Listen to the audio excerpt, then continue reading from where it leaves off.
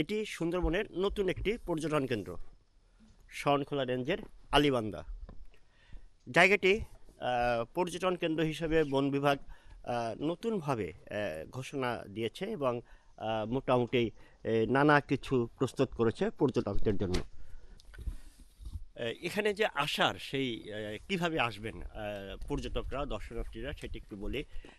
যারা দেশের বিভিন্ন প্রান্ত থেকে মূলত আপনাকে বাগেরহাট আসতে হবে। বাগেরহাট থেকেই শরণখোলা বাসের যাতায়াত রয়েছে। তারপর শরণখোলা থেকেই মূলত আসতে হবে এই সুন্দরবনের শরণখোলায় রেঞ্জ অফিসে। ওখান থেকে ট্রলার ভাড়া করে আলিয়াবান্ধা আসা যায়। ট্রলারে সাধারণত যে মূল্যটি নেয় ১,০০০ থেকে ১,৫০০ টাকা ভাড়ার ভিতরে এখানে ট্রলারে করে আপনারা আসতে পারবেন। এসে মূলত এই যে বিশাল একটি ইকো ট্যুরিজম কেন্দ্র, সেখানে আপনারা ঘুরতে পারবেন।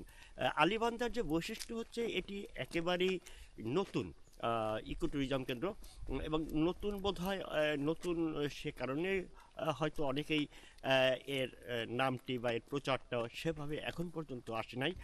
তবে জায়গাটির যে একটি সম্ভাবনা রয়েছে, অপার সম্ভাবনা রয়েছে দর্শনার্থীদের এর জন্য। প্রাকৃতিক যে সৌন্দর্য সুন্দরবনের, সেই সৌন্দর্য সম্পূর্ণটা উপভোগ করার জন্য এখানকার যে পরিবেশটা, প্রকৃতিটা ঠিক সেভাবেই সাজানো হয়েছে আলিবান্ধায়।